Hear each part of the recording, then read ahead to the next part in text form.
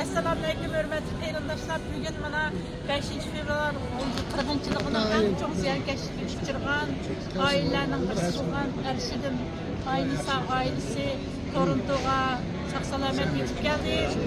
Toronto'daki qeyrindaşlarımızın siyasi cəhətdən işğal oluşu bilan sağ-salamat yetib gəldi. Mao kimi Ərşidin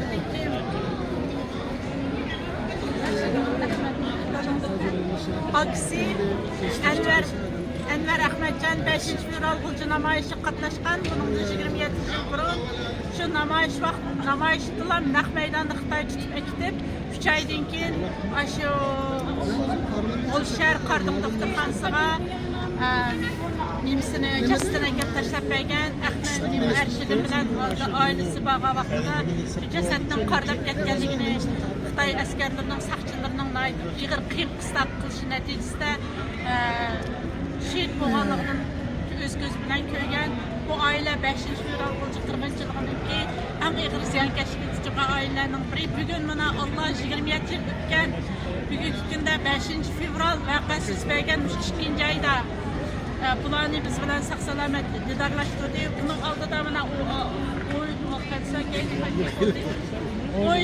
oyuncuların altında münafiseler Salay 5. fevral ülkelerinin en çok kahramanlarından birisi olan Hüsnü Salay'ın sonrası bu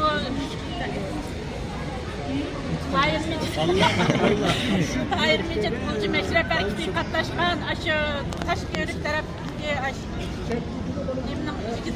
Meşrep'in 75 olan bugün biz buna 5. fevral qirg'inchiligininki ziyankeşlik uçurganlar bugün mana 20 yaşlılık münasebetinden yana bir aileni qo'ynimizga aldık. Hammamizga xayrlik bo'lsin, şehitlarning ro'yi shod bo'lsin.